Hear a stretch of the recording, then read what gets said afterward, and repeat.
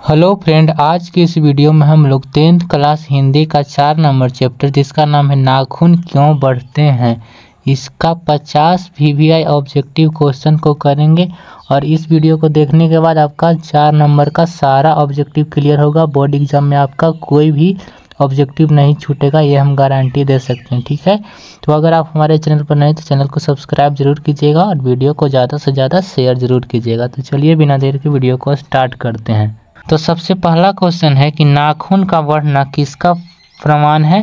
तो सबसे पहले है ऑप्शन में स्मरण शक्ति का, ऑप्शन बी स्मरण शक्ति का, ऑप्शन सी चिंतन का, ऑप्शन डी पाशविक वृत्ति और संघर्ष चेतना का। तो इसका आंसर हो जाएगा ऑप्शन डी पाशविक वृत्ति और संघर्ष चेतना का। दूसरा है पुनर्वा शीर्षक उपन्यास किनकी रचना है। तो ये हजारी प्रसाद द्विवेदी की है, यानी ऑप्शन नंबर ए इसका राइट आंसर हो जाएगा। आगे बढ़ते हैं। 3 नंबर क्वेश्चन है कि नाखून क्यों बढ़ते शीर्षक पाठ साहित्य की कौन सी विद्या है। तो यह एक प्रकार का क्या है, यह एक ललित निबंध है। ऑप्शन नंबर बी इसका राइट आंसर हो जाएगा। 4 नंबर क्वेश्चन है कि गौड़ देश के लोग क्या पसंद करते थे। तो गौड़ देश के लोग बड़े बड़े नखों को पसंद करते थे। ठीक है। 5 नंबर क्वेश्चन है नाखूनों का बढ़ना मनुष्य की किस वृत्ति का परिणाम है। तो इसका आंसर हो जाएगा पाशविक वृत्ति का, ऑप्शन नंबर बी इसका राइट आंसर हो जाएगा।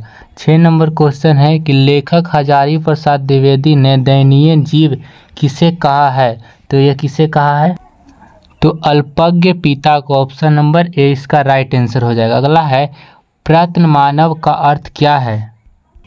इसका अर्थ होता है प्राचीन मानव। ठीक है। 8 नंबर क्वेश्चन है नाखून का इतिहास किस पुस्तक में मिलता है। तो नाखून का इतिहास मिलता है महासूत्र कामसूत्र पुस्तक में, कामसूत्र। ठीक है, ऑप्शन नंबर ए इसका ठीक है राइट आंसर। 9 नंबर क्वेश्चन है हजारी प्रसाद द्विवेदी ने डी.लिट की उपाधि किस महाविद्यालय से प्राप्त की। तो ये लखनऊ बीवी से प्राप्त किए हैं, ऑप्शन नंबर बी इसका राइट आंसर हो जाएगा। चलिए आगे आते हैं। 10 नंबर क्वेश्चन है कि कहानी में चंद्रकार, त्रिकोण, दंतुत, कर्तुलाकर आकृतियों का संबंध मानव के किस अंग से है। तो नख से है, यानी कि नाखून से, ऑप्शन नंबर ए इसका राइट आंसर हो जाएगा। 11 नंबर क्वेश्चन है अलक्तक का अर्थ है। इसका अर्थ होता है आलता। ठीक है, चलिए आगे बढ़ते हैं। 12 नंबर क्वेश्चन है कि द्विवेदी जी को साहित्य अकादमी पुरस्कार किस रचना पर मिला था। तो इनको आलोक पर्व पर मिला था। चलिए आगे बढ़ते हैं। 13 नंबर क्वेश्चन है प्राचीन मानव का प्रमुख अस्त्र क्या था। तो इनका प्रमुख अस्त्र था नाखून। ठीक है। चलिए 14 नंबर क्वेश्चन है कि नाखूनों का बढ़ना किसका परिणाम है। तो ये मनुष्य की अंध सहजात वृत्ति का पहचान है। ठीक है, आगे बढ़ते हैं। 15 नंबर क्वेश्चन है कि सब पुराने अच्छे होते हैं और सब नए खराब नहीं होते, ऐसा किसने कहा था। तो ऐसा किसने कहा था, इसका आंसर हो जाएगा बी कालिदास जी ने कहा था। ठीक है, चलिए आगे बढ़ते हैं। 16 नंबर क्वेश्चन है कि नखधर मनुष्य आज किस पर भरोसा कर रहा है। तो 16 का आंसर हो जाएगा सी एटम बम पर। ठीक है, चलिए आगे बढ़ते हैं। 17 नंबर क्वेश्चन है कि मनुष्य की मनुष्यता यही है कि वह सबके दुख सुख की सहानुभूति के साथ देखता है। यह तथ्य किसका है। तो ये किनका तथ्य है, तो ये गौतम बुद्ध का तथ्य है। ठीक है। अगला क्वेश्चन है कि नाखून क्यों बढ़ते हैं के निबंधकार कौन है। तो इनके निबंधकार कौन है, आचार्य Hazari Prasad Dwivedi, option number D इसका राइट आंसर हो जाएगा। अगला क्वेश्चन है कि आचार्य हजारी प्रसाद द्विवेदी जी का साहित्य की किस विद्या में लेखन नहीं है। तो इसका आंसर हो जाएगा कहानी। कौन सी रचना हजारी प्रसाद द्विवेदी की नहीं है। तो इसका आंसर हो जाएगा माटी की मूर्तें, ऑप्शन नंबर बी हो जाएगा इसका राइट आंसर। चलिए आगे बढ़ते हैं। 20 नंबर क्वेश्चन है कि ये तो पढ़ लिए। 21 नंबर क्वेश्चन है द्विवेदी जी ने निर्जन अपराधी किसे कहा है। तो नाखून को, किसको, नाखून को। ठीक है। कामसूत्र किसकी रचना है। तो ये किनकी रचना है, ये बात श्याम जी की रचना है। ठीक है, चलिए आगे बढ़। 23 नंबर क्वेश्चन है, स्थिक का अर्थ होता है, तो इसका अर्थ होता है मोम। क्या होता है? मोम। चलिए आगे बढ़ते हैं। 24 नंबर क्वेश्चन है कि महाभारत क्या है, तो महाभारत क्या है बताइए आप लोग।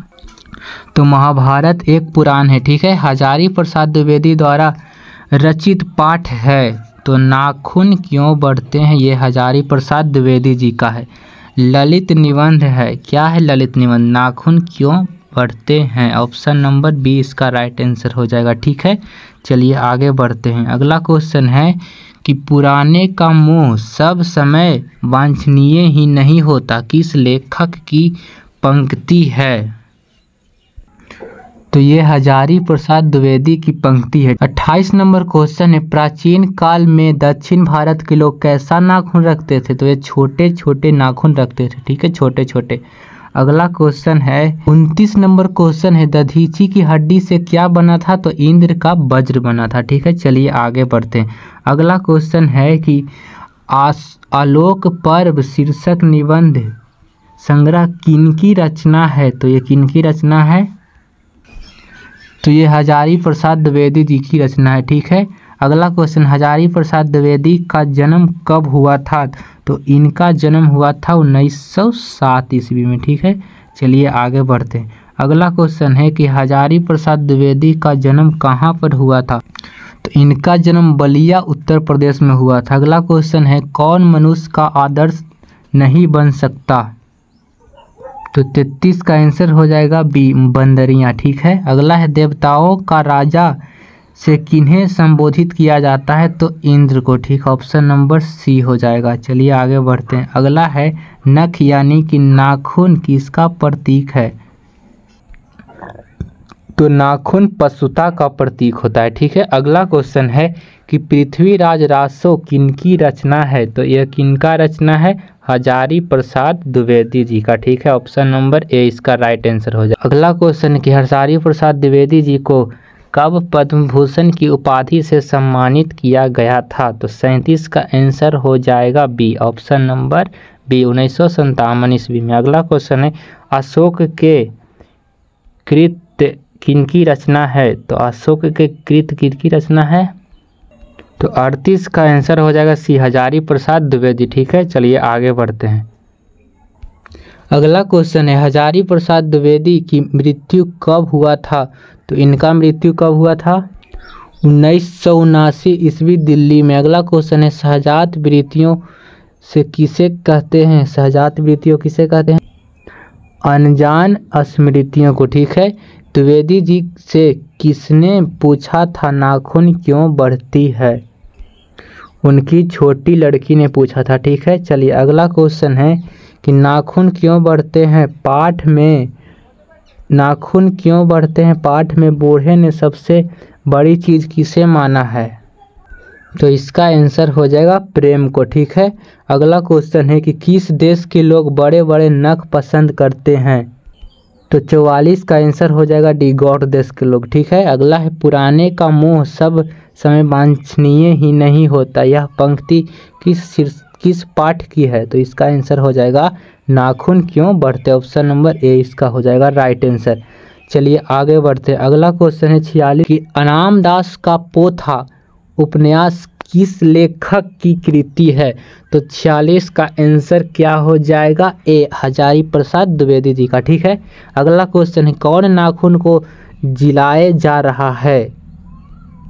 तो इसका आंसर हो जाएगा प्रकृति। ठीक है, अगला क्वेश्चन है, अनामदास का पोथा साहित्य की किस विद्या की रचना है? तो 48 का आंसर हो जाएगा बी, उपन्यास से। ठीक है, उपन्यास।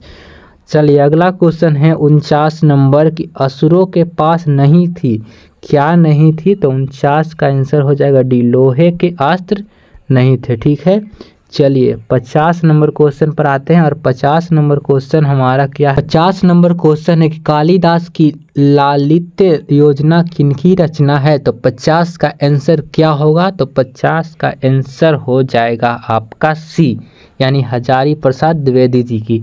अगला क्वेश्चन है, गौतम बुद्ध ने कहा था कि मनुष्य की मनुष्यता है, तो ये मनुष्य की मनुष्यता का क्या कारण है, तो 51 का आंसर हो जाएगा ए, सभी के दुख सुख को सहानुभूति के साथ देखना। ठीक है, चलिए अगला क्वेश्चन है, नखधर मनुष्य अब क्या लेकर आगे की ओर चल रहा है, तो इसका आंसर क्या हो जाएगा, तो 52 का आंसर हो जाएगा एटम बम, यानी कि ऑप्शन नंबर बी। ठीक है, चलिए अगला क्वेश्चन है कि मनुष्य किसको नहीं बढ़ने देगा, किसको नहीं बढ़ने देगा, तो इसका आंसर हो जाएगा नाखून को। ठीक है, ऑप्शन नंबर बी इसका राइट आंसर हो जाएगा। तो आपका 50 VVI ऑब्जेक्टिव क्वेश्चन कंप्लीट हो गया। अगर आपको हमारा वीडियो अच्छा लगे तो प्लीज़ वीडियो को लाइक कीजिए और चैनल को ज़रूर सब्सक्राइब कीजिए। क्या करना है, सब्सक्राइब करना है, और इसी तरह से हम आगे की वीडियो लाते रहेंगे। आप लोग कमेंट भी कर सकते हैं, आपको अगर कोई दिक्कत है तो आप लोग कमेंट में बताइए, हम उस पर भी वीडियो लेकर के आएंगे। जो प्रॉब्लम है आप लोग कमेंट कीजिए, या जो टॉपिक पढ़ना उसको कमेंट कीजिए, हम उस पर जल्द ही वीडियो लाने का प्रयास करेंगे। तो फिलहाल आज के लिए इतना ही।